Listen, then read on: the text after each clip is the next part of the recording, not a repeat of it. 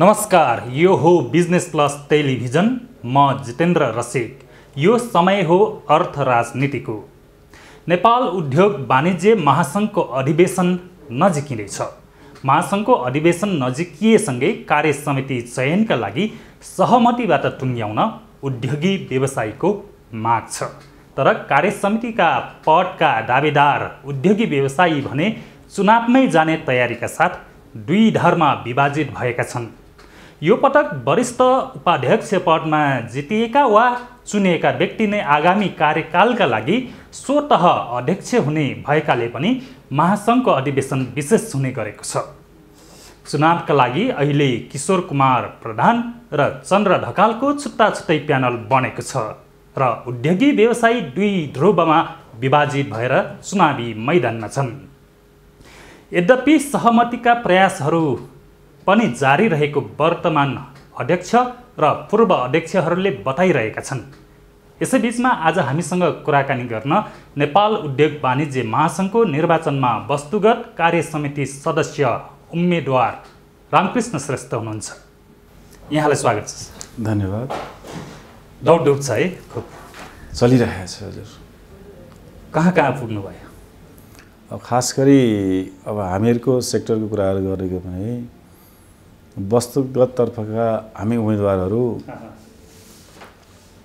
राष्ट्रिय स्तरका विभिन्न एसोसिएसनहरू फेडरेसनहरूका अध्यक्षज्यूहरू जो हाम्रो उद्योग वाणिज्य महासङ्घको वस्तुगत तर्फका उम्मेदवार र प्रतिनिधिहरू रहने मतदाताहरू रहने व्यवस्था छ र अहिले 101 जना वस्तुगत तर्फका सदस्यहरू हुनुहुन्छ र उहाँहरूको बिचमा पुग्ने हामी प्रयत्न गरिरहेका छौँ, प्रयास गरिरहेका छौँ, आफ्नो सम्बन्ध विकास र विस्तार गरिरहेका छौँ र आफ्नो यो निर्वाचन प्रक्रियालाई सुदृढ र दरिलो र बलियो सम्बन्ध स्थापित गराउनलाई हामीले लबिङ गरिरहेका छौँ। सिङ्गै प्यानललाई जिताउने अभियानमा हुनुहुन्छ होला हैन?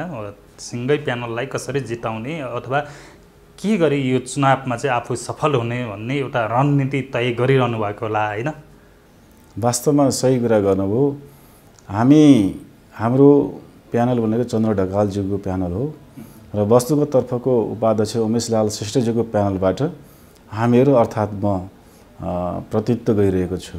यसो भएको हुनाले अहिलेको सन्दर्भमा के जोडेर हेर्न चाहन्छु भनेदेखि अहिले उमेशलाल श्रेष्ठज्यूको प्यानल उद्योग वाणिज्य महासङ्घको वस्तुगत तर्फको उम्मेदवारी र वस्तुगत क्षेत्रका आधारभूत तहहरूलाई हामीले अध्ययन गर्ने हो भने हामीले उठाएका उम्मेदवारहरू अर्थात् हामीहरू विभिन्न सेक्टरबाट समावेशी रूपमा साना मझौला ठुला व्यवसायहरूको एउटा समानुपातिक प्रतिनिधित्व पनि रहेको छ। हाम्रो क्षेत्रगत आधारमा, भूगोलका आधारमा र विषयवस्तुको आधारमा हामीले सबै क्षेत्रका व्यवसायहरूको प्रतिनिधित्व हुनुपर्दछ र अहिलेको आम आवश्यकता भनेको के हो भने उद्योग वाणिज्य महासङ्घमा अलिकति खड्किएको कुरा के छ भने साना उद्योगीहरूले एउटा स्थान नपाउने जुन समस्या छ, अहिलेको हाम्रो टिमले साना उद्योगीहरूलाई पहिलो प्राथमिकतामा राखेको अवस्था छ। भनेपछि तपाईँ साना उद्योगीहरूको प्रतिनिधित्व गरेर अहिले महासङ्घको चुनावी मैदानमा? अवश्य। तपाईँ आफू जित्छु भन्ने एउटा विश्वास तपाईँमा अझै छ? दरिलो आत्मविश्वास छ, यसमा कुनै शङ्कै छैन। हाम्रो टिमका धेरै जस्तो साथीहरू र हामीले र स्वयं मैले पनि अर्को प्यानलका तपाईँकै प्रतिस्पर्धीहरूले पनि हामी जित्छौँ भनिरहेको अवस्था छ। यो अवस्थामा तपाईँलाई जिताउने आधार चाहिँ के त?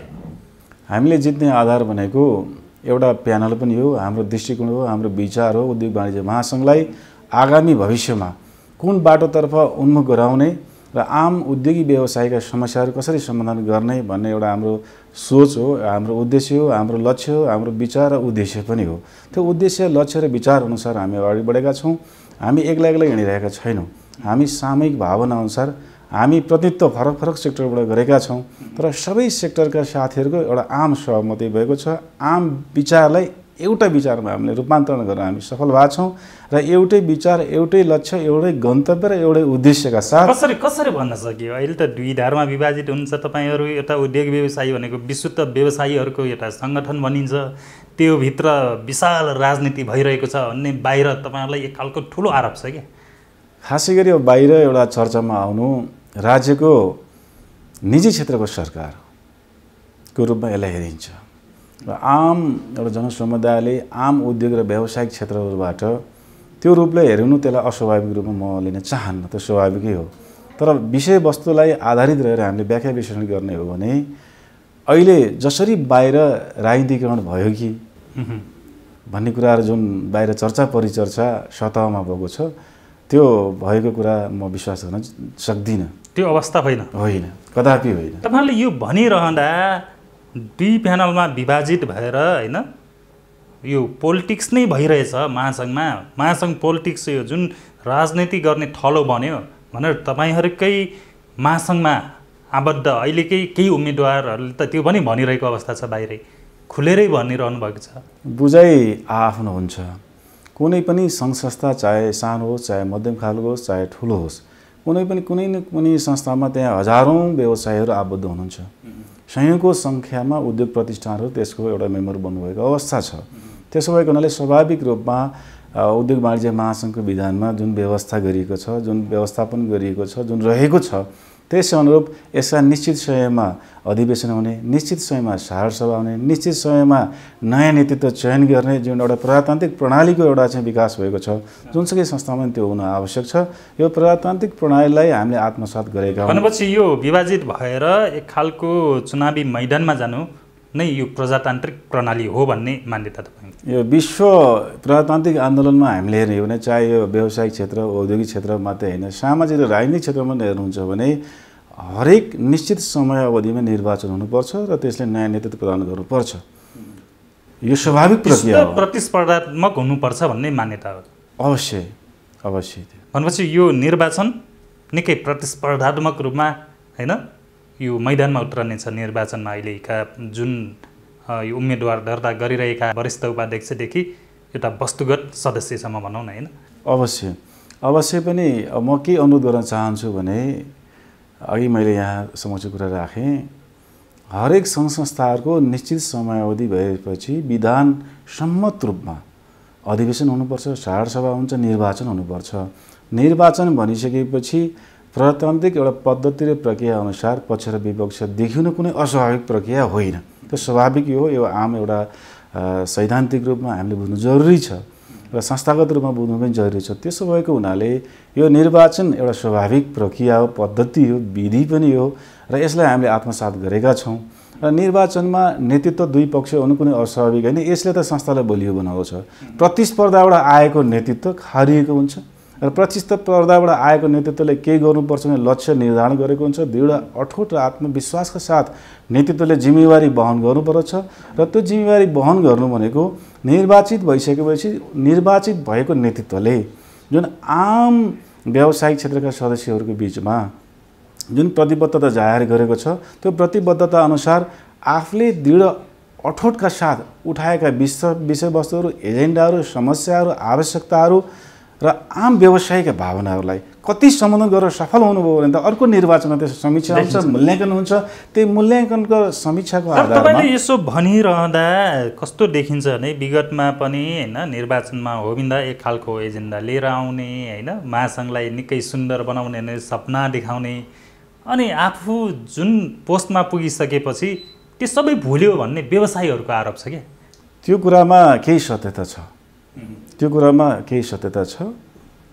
त्यसो भएको हुनाले म आफ्नो तर्फबाट म के अनुरोध गर्न चाहन्छु भने हामीले जुन जिम्मेवारी वहन गर्ने प्राप्त गरेका छौँ त्यो जिम्मेवारीलाई इमान्दारितापूर्वक पुरा गर्नुपर्छ।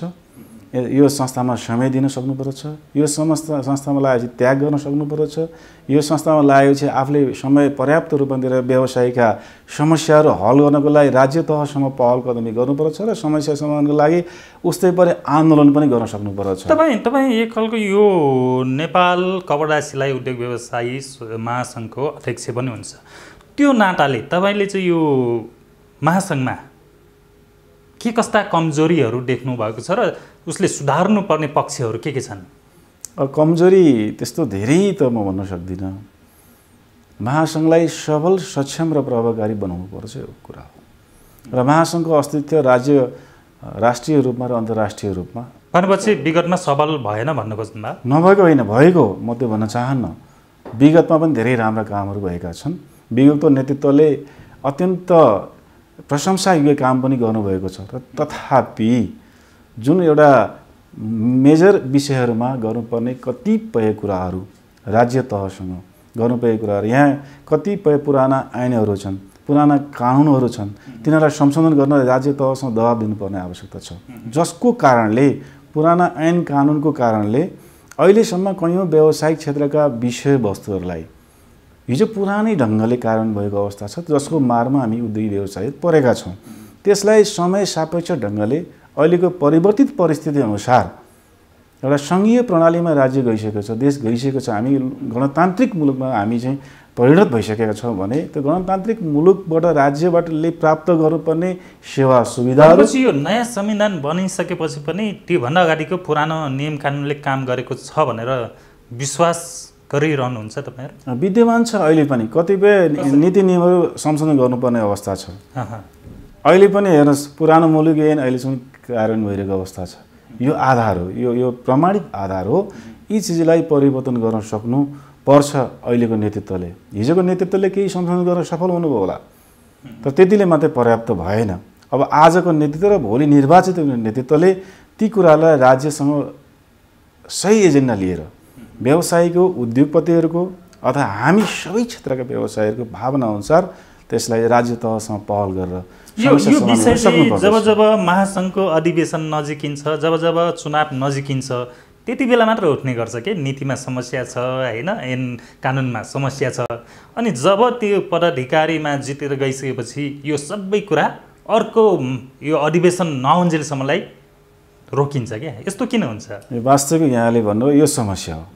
यो हामी उद्योगी व्यवसायीहरूको अथवा यो संस्थाहरूको यो समस्या हो, आम समस्या हो। यो समस्यालाई दोहोरिनु हुँदैन। म चाहन्छु, म त्यही भावना अनुसार यो महासङ्घको निर्वाचनमा म कपडा तथा सिलाइ व्यवसायी महासङ्घको तर्फबाट समग्र यो देशका सम्पूर्ण कपडा व्यवसायीहरूको समस्या आवश्यकतालाई ठोस रूपमा पहिचान गरेर र अन्य क्षेत्रका उद्योगी व्यवसायीहरूको पनि समस्या र आवश्यकतालाई पहिचान गरेर सुदृढ रूपमा, नीतिगत रूपमा, विधिवत रूपमा, नियमगत रूपमा समस्या समाधान गर्नुपर्दछ र पुराना कमी कमजोरीलाई सच्याएर जाने र पुराना भएका राम्रा कामहरूबाट शिक्षा प्राप्त गर्ने र त्यसलाई अनुसरण गरेर जाने, त्यसलाई सम्पत्तिको रूपमा ग्रहण गरेर आगामी दिनमा उद्योग वाणिज्य महासङ्घ राष्ट्रिय र अन्तर्राष्ट्रिय रूपमा प्रतिष्ठित संस्थाको रूपमा अगाडि बढ्नु पर्दछ र बढाउन सकिन्छ भन्ने मान्यताका साथ हामी सामूहिक रूपमा एउटा सहभागी भएर हामी निर्वाचनमा अगाडि बढेका छौँ। म के प्रतिबद्धता गर्न चाहन्छु भने हिजो भएका कमी कमजोरीबाट हामीले के त्यसलाई सच्याएर जाने, राम्रा कामबाट एउटा पाठ सिकेर जाने, त्यसलाई हामीले चाहिँ अगाडि बढाउने, ती विचारलाई सम्पत्तिको रूपमा हामीले ग्रहण गर्ने। अलिकति सन्दर्भ जोडौँ, तपाईँको यो नेपाल कपडा सिलाइ व्यवसायी महासङ्घकै सन्दर्भ जोडौँ। तपाईँहरूले साना साना व्यवसायीहरूको प्रतिनिधित्व गरेर म चुनावी मैदानमा छु भन्नुभयो। तपाईँहरूको यो महासङ्घमा चाहिँ के कस्ता समस्या छन् अहिले र ती समस्याहरू समाधान गर्न तपाईँले के पहल गर्नुहुनेछ? खास गरी हाम्रो यो कपडा तथा सिलाइ व्यवसायी क्षेत्र भनेको यो धेरै ठुलो क्षेत्र हो। अहिले हामी 69वटा जिल्लामा विस्तार भएका छौँ। मेचीदेखि महाकालीसम्म, ग्रामीण दूरदराजदेखि सहरसम्म हाम्रो व्यवसायीहरू आफ्नो पेसागत सिप श्रमबाट सेवा प्रदान गरिरहनु भएको छ। यो अवस्था हो। यहाँ समस्याहरू छन्, धेरै समस्याहरू छन्। हामीलाई आधुनिक सिपको खाँचो छ, दक्ष जनशक्तिको खाँचो छ। आधुनिक रूपमा विदेशमा कैयौँ मेसिनरी औजारहरू विकसित रूपमा त्यो ढङ्गले वस्तुहरू उत्पादन गरिरहनु भएको छ। त्यो खालको एउटा हामीलाई मेसिनरीको आवश्यकता छ, त्यो हामीले उपयोग गर्न पाएका छैनौँ, स्वदेशमा भित्राउन पाएका छैनौँ। प्रविधि मैत्री हुन सकेको छैन नेपालको व्यवसाय, कपडा सिलाइ व्यवसाय छैन। र त्यो आवश्यकता छ, त्यो आवश्यकता परिपूर्ति गर्नुपर्ने अहिलेको वर्तमान समस्या हो। त्यो समस्या हल गरिनु पर्दछ नै हाम्रो लक्ष्य र उद्देश्य छ। र यसै बिचमा यहाँले कुरो उठाउनु भएको छ, यस बिचमा कपडा तथा सिलाइ व्यवसायहरूको एउटा गम्भीर समस्या थियो। राज्यले आर्थिक वर्ष 75-76मा कपडा सिलाइ गर्ने टेलरिङ व्यवसायहरूलाई थोरै कपडा राखे पनि, सटिङ सुटिङ राखे पनि अनिवार्य भ्याटमा जानुपर्ने व्यवस्था गरेको थियो।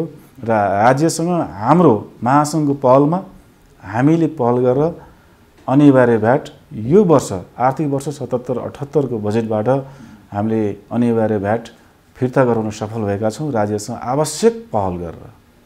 तपाईहरुकोमा चाहिँ यो सिलाइ क्षेत्रमा भनौँ न हैन, कपडा सिलाइ क्षेत्रमा चाहिँ के कति मजदुरहरू अहिले आश्रित छन्? अहिले हेर्दाखेरि देशभरिका मजदुरहरूको सङ्ख्या हेरेर 3 लाख, लगभग 3 लाख सिलाइकर्मी मजदुर साथीहरू यो सिलाइको क्षेत्रमा आफू रोजगार प्राप्त गरेर बस्नु भएको छ। हामीले उहाँलाई रोजगारी दिइरहेका छौँ। भनेपछि पछिल्लो समय कोभिड-19 पछि लकडाउन भयो, निषेधाज्ञा भयो हैन, धेरै व्यवसायी धराशायी बन्यो भन्छन् क्या। अब यो नाकाहरू खुलेनन् हैन, आयातित कपडाहरू आउन सकेन चीनको नाकाबाट, विभिन्न नाकाबाट हैन। यो क्रममा चाहिँ नेपालको जुन कपडा सिलाइ उद्योग चाहिँ हैन फस्ताएको हुनुपर्छ भन्ने एक खालको अनुमान पनि छ क्या, त्यो अवस्था हो? खास गरी हामी के चाहन्छौँ भने स्वदेशमा उत्पादन पर्याप्त भयो भने स्वदेशी वस्तुलाई प्राथमिकता दिनुपर्छ। जुन अहिले केही स्वदेशी उत्पादन हाम्रो कपडा उत्पादनहरूले के स्थान पाएको अवस्था छ। किनभने यहाँले भन्नुभएको जस्तै बाहिरबाट कपडा आयात गर्नको लागि समस्या सिर्जना भयो, बोर्डरहरू सिल छन्, पर्याप्त रूपमा हामीले कपडा आयात गर्न सकेका छैनौँ र स्वदेशी कपडा उद्योगहरूले अहिले के बजार पाउनुको अवस्था छ। अत्यन्तै राम्रो पक्ष, सुन्दर पक्ष हो। स्वदेशी उत्पादनलाई, स्वदेशी वस्तुको प्रयोग र स्वदेशी उत्पादन, अझ हामी त एउटा के जोडिएका छौँ भन्नुहुन्छ भने हरेक मानव समुदायलाई आवश्यक पर्ने कपडाहरू हामी परिपूर्ति गर्छौँ। हामीसँग सबै स्वदेशमै उत्पादित सामग्री छैन, कच्चा पदार्थ बाहिरबाट आउने होला हैन, नेपालमा उत्पादन हुने यो कपडा होस् या सिलाइ हैन व्यवसायमालाई आवश्यक कच्चा पदार्थ बाहिरबाट आउने होला, बाहिरबाट के यहीँबाट उत्पादन हुन्छ? धेरै बाहिरबाट आउँछ। धेरै हाम्रो कपडाहरू भयो र त्यसलाई हामीलाई सिलाइ गर्नुपर्ने जुन कपडा सिलाइ गरेर चाहिने यो सिलाइ, नेपाली सिलाइमा चाहिँ हामीले धेरै जसो सामान हैन 3 टेब्बर भनौँ न, टेब्बर रुपैयाँ तिरेर पनि विदेशी सामान खरिद गर्ने प्रचलन छ। त्यही सामान नेपाली सामान चाहिँ तपाईको फिनिसिङ नहुने, त्यसकारण पनि चल्न सकेको अवस्था छैन, बलियो राम्रो भए पनि भनेको अवस्था छ। त्यतातिर किन ध्यान गएको छैन तपाईहरु? वास्तवमा हामीले राज्यसँग पनि पहल गरिरहेका छौँ। स्वदेशमा ठुल्ठुला कपडा उद्योग सञ्चालन गर्नुपर्छ। हिजो म यहाँलाई केही पुरानो कुरा स्मरण गर्न चाहन्छु। हेटौँडा कपडा उद्योग र बालाजु कपडा उद्योग ठुला उद्योगहरू थिए। त्यो नामले कपडा बिक्थ्यो, एउटा क्षेत्रको आवश्यकता त्यसले केही भए पनि परिपूर्ति गरेका थियो। र सुटिङको कुराहरू गर्ने भने अहिले पनि उत्पादन भइरहेका छन्। त्यो केही मात्रामा उत्पादनले केही माम्रो बजारको माग थिएको अवस्था छ। तर त्यति मात्रै पर्याप्त छैन। हामीले विदेशबाट केही गुणस्तरीय कपडाहरू जो एउटा लेभलबाट एउटा माग हुन्छ त्यसलाई परिपूर्ति गर्नको लागि हामीले विदेशबाट आयात गर्नुपर्ने जुन आवश्यकता छ र त्यसको हिजो आयातलाई प्रतिस्थापन गर्नको लागि अब हामीले स्वदेशमै उद्योगहरूको विकास गर्न जरुरी छ। त्यसको लागि हामी राज्यसँग पहल गर्छौँ र भविष्यमा मलाई के विश्वास छ भने बाहिरबाट आउने कपडाहरूलाई अलिकति प्रतिस्थापन गर्नको लागि हामीले स्वदेशमै ठुला उद्योगहरू स्थापना गरेर एउटा स्वदेशी उत्पादनलाई जोड दिने र स्वदेशी वस्तुहरू हामी लगाउनु पर्छ। नीतिगत रूपमा त्यसमा काम गर्न आवश्यक छ। सरकारको सहयोग हुनु आवश्यक छ। सरकारको नीति बन्नु नै आवश्यक छ। हुन्छ, फेरि हामी यो महासङ्घकै चुनावमा केन्द्रित हौँ। जस्तै समृद्धिको आधार राज्य हैन, निजी क्षेत्र साझेदार, यो नारा तपाईहरुले बोक्नु भएको छ। अहिले के छ त्यो नाराभित्र? समृद्धि म यहाँलाई के भन्न चाहन्छु भने नाराले समृद्धि बन्दैन। सरकारले, राज्यले नारा बनाउँछ। त्यो नारालाई सार्थकतामा परिणत गर्ने भनेको निजी क्षेत्रले हो, उद्योगी व्यवसायले हो नि। लाखौं लाख श्रमिकहरूलाई रोजगारी दिने, उत्पादन गर्ने, उपभोक्ताका आवश्यकताहरू परिपूर्ति गर्ने र समृद्धि भनेको हरेक नेपाली जनता धनी हुनु पर्यो। हामी मात्रै होइन, प्रत्येक नेपाली जनताहरू खान, लाउन, बस्न पुग्ने हुनु पर्यो। उनीहरूका न्यूनतम आवश्यकताहरू उनीहरूले आफैले परिपूर्ति गर्न सक्ने सामर्थ्यताको विकास हुनु पर्यो। त्यसरी समृद्धि प्राप्त हुन्छ र त्यो हुनको लागि सबैभन्दा पहिला उत्पादन बढ्नु पर्छ। कृषि क्षेत्रमा, पर्यटनको क्षेत्रमा, अन्य क्षेत्रहरूमा, सबै क्षेत्रमा उद्योगको विकास हुन जरुरी छ र त्यो भनेको त्यसैले हामीले समृद्धिको आधार निजी क्षेत्र हामीले भनेका छौँ। निजी क्षेत्रको समस्या छ यो समृद्धिको आधार हैन, निजी क्षेत्रको साझेदार, यो अझै हुन नसकेको अवस्था। वास्तवमा हुँदै नभएको त होइन, राज्यले एउटा नारामा सीमित गरेको अवस्था हो। भाषण गर्दा बोल्दा निजी क्षेत्र यस्तो भनेर भनिन्छ, तर निजी क्षेत्रलाई हेर्ने दृष्टिकोण राज्यको अझै पनि उचित भइरहेको अवस्था छैन, स्पष्ट हुन सकेन। राज्यले त्यो खालको नीति नियम बनाउनु पर्यो। निजी क्षेत्रलाई आवश्यकता परेका हरेक सहयोग गर्न राज्य तयार हुनु पर्यो। यहाँलाई म के अनुरोध गर्न चाहन्छु भने आज विकसित राष्ट्रहरू हेर्नुहोस्, राज्य समृद्धि भयो, धनी राष्ट्रहरू भए, कसरी भए? सबै उद्योग धन्दाको विकास भएर राज्य समृद्ध भएको छन्, त्यहाँ उत्पादन बढेको छ। उत्पादन बढाउनु पर्यो नि हामीले, चाहे कृषि क्षेत्रकोमा होस्। हामी कृषि प्रधान देश भन्छौँ, कृषि क्षेत्रमा उत्पादन कति बढ्यो? हामी कृषि क्षेत्रमा कति आत्मनिर्भर भयौँ? हामी विश्वका हरेक खालका जडीबुटीहरू, उत्कृष्ट जडीबुटीहरू नेपालमा पाइन्छ भन्छौँ, तर जडीबुटी क्षेत्रको विकास गर्नको लागि राज्यले कस्ता खालका नीतिगत योजनाहरू ल्यायो?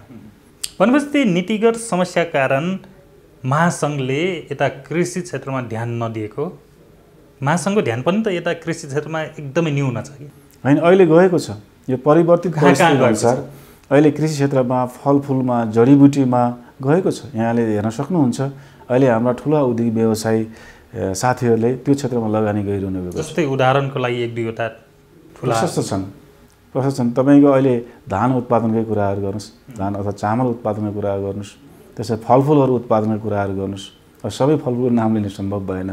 र जडीबुटीका उत्पादनको कुराहरू, त्यसलाई व्यवस्थित गर्ने, त्यसलाई सामूहिकीकरण गर्ने र त्यसलाई अगाडि बढाउने कुरामा अलि विकास भएको अवस्था छ। र त्यसमा हाम्रो साथीहरू, हाम्रा उद्योग व्यवसायी साथीहरू लागिरहनु भएको अवस्था छ। अब महासङ्घले आगामी दिनमा कृषि क्षेत्रलाई अझ बढी ध्यान दिनुपर्ने अवस्था छ। कृषि र पर्यटनलाई स्वाभाविक रूपमा हो। कृषि र पर्यटन वास्तविक मेन कृषि र पर्यटन नै नेपालको मूल आधार हो भन्छ कि आय स्रोतको, समृद्धिको आधार त्यही नै हो। अब तपाईँले महासङ्घमा राजनीतिक भएकै छैन भन्नुभयो होइन? फेरि यो विषय जोड्न चाहेँ मैले। यो भएकै छैन भनिरहँदा दुई खेमामा विभाजित हुनुपर्ने कारण चाहिँ किन नि? तपाईँहरू मिलेर जान सक्नुहुन्न? त्यो धेरैले सहमतिको कुरा बारम्बार दोहोऱ्याइरहेका छन्। तपाईँहरू चुनाव भनिरहनु भएको छ, यसलाई नै अब लोकतान्त्रिक पद्धति भनिरहनु भएको छ होइन? हामी वास्तवमा सहमतिको कुरालाई हामी सम्मान गर्न चाहन्छौँ, स्वागत गर्न चाहन्छौँ, त्यसलाई अनुसरण पनि गर्न चाहन्छौँ। तपाईँले यो भनिरहँदा जति राजनीति छैन भनिए पनि भित्र हिडेन रूपमा केही न केही छ भन्ने होइन उद्योगी व्यवसायीहरूको थम्याइ छ क्या। त्यसैले उहाँहरूले विरोध गरिरहनु भएको छ। अहिले अब के गर्नु पर्ला? अब यो सहमतिको लागि अहिलेको वर्तमान अध्यक्ष भवानी राणा होइन, उहाँ लगायत पूर्व अध्यक्षहरूले पहल गरिरहेको अवस्था छ होइन? उहाँहरूले अब यो सहमतिमा पनि जान सक्छ, हामी प्रयासरत छौँ भनिरहेको छ आजको अवस्थासम्म होइन? यो अवस्थामा तपाईँ सहमतिको पक्षमा हुनुहुन्छ कि निर्वाचनकै पक्षमा हुनुहुन्छ? म सहृदयपूर्वक के अनुरोध गर्न चाहन्छु भने सहमतिको पक्षमा छु। म सम्मान पनि गर्न चाहन्छु जुन हाम्रा अग्रज नेतृत्वहरूले सहमतिको प्रयास गरिरहनु भएको छ।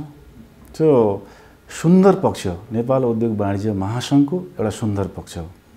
अन्तिम समयसम्म सहमतिको प्रयास जारी राख्नु पर्दछ।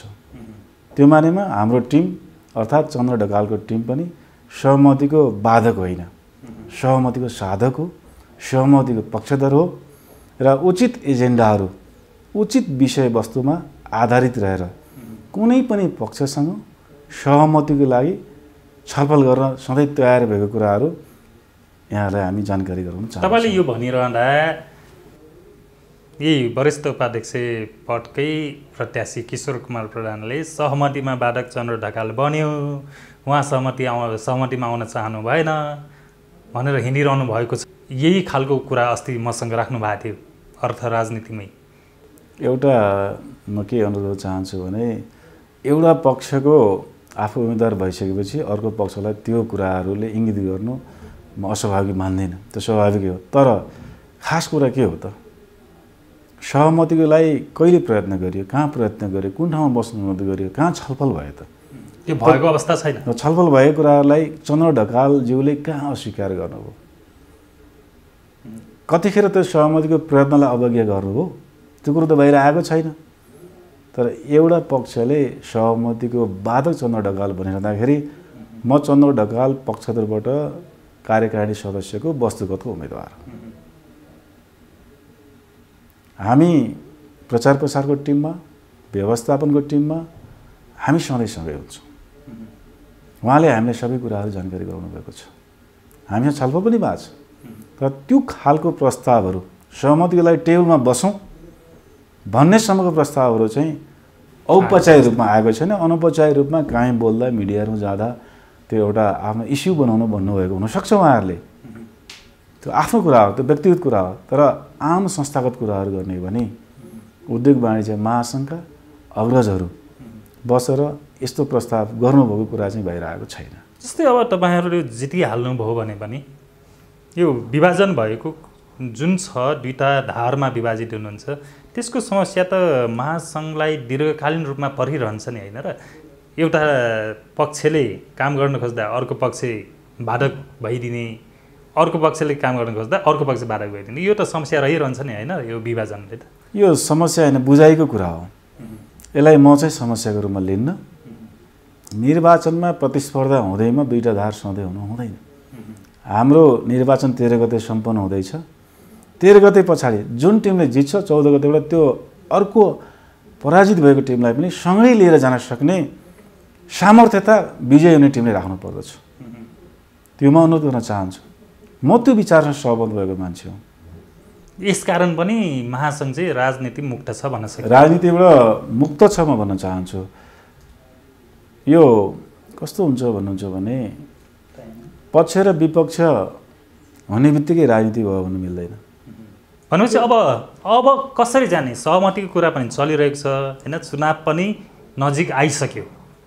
तपाईँले मनन गरिरहँदाखेरि अब निर्वाचन पक्कै हुन्छ वा सहमति? दुईटै विकल्प खुला छ। अब सहमति भयो भने निर्वाचन हुँदै हुँदैन, त्यो स्वाभाविक कुरा हो।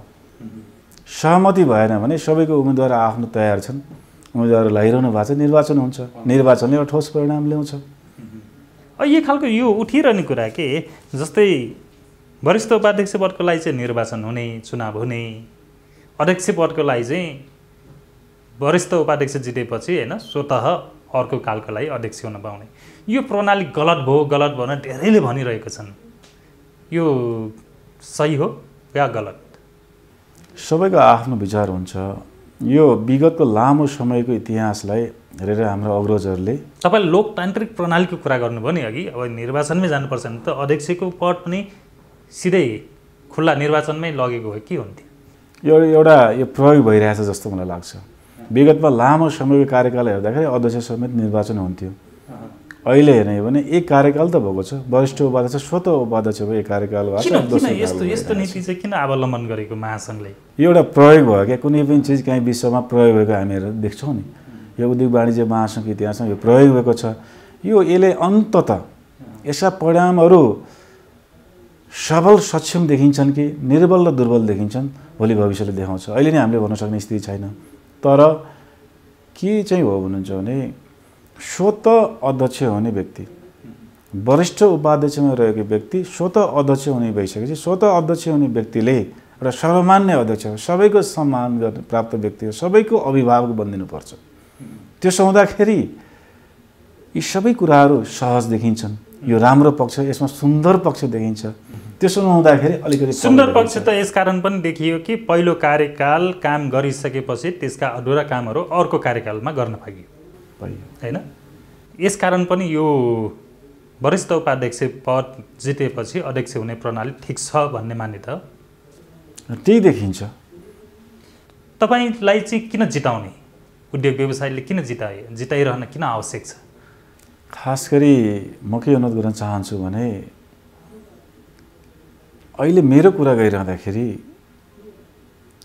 नेपालमा कपडा तथा सिलाइ व्यवसायको इतिहासदेखि वर्तमानसम्म हेर्ने हो भने पहिलो पटक मैले यो कपडा क्षेत्रको, सिलाइ क्षेत्रको प्रतिनिधित्व गरिरहेको छु। हाम्रो क्षेत्रले उद्योग वाणिज्य महासङ्घमा प्रतिनिधित्व गर्न पाएको छैन। र यसो भएको हुनाले यो क्षेत्रका समस्याहरू, यो क्षेत्रमा रहेका जटिलताहरूलाई एक त राज्यसँग सम्बन्ध गराउन सक्नु पर्यो, त्यो एउटा आवश्यकता छ।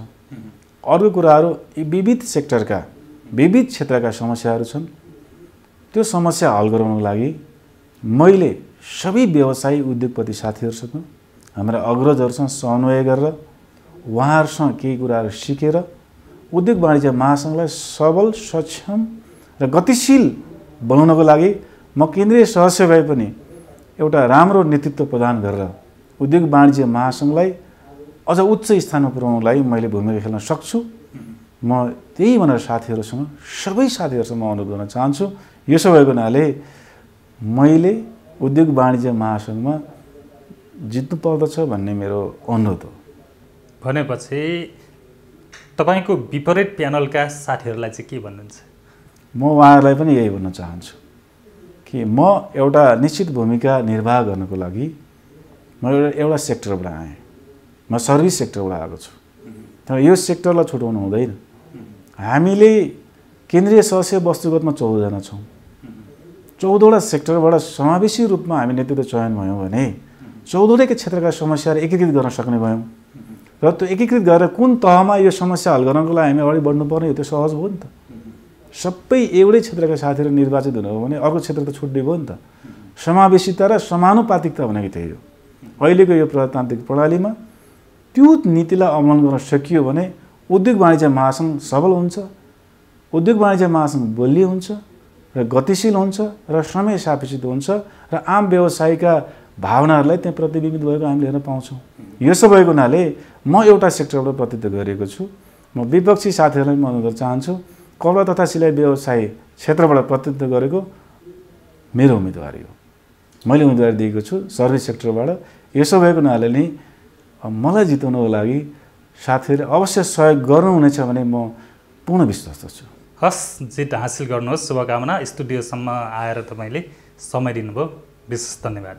धन्यवाद यहाँलाई पनि। हस्, धन्यवाद। आजको अर्थ राजनीतिमा नेपाल उद्योग वाणिज्य महासङ्घको अधिवेशनमा केन्द्रित रहेर वस्तुगत कार्य समिति सदस्य उम्मेदवार रामकृष्ण श्रेष्ठसँग कुराकानी गऱ्यौँ। म जितेन्द्र रसिक बिदा हुन्छु। Business plus, business first. नमस्कार।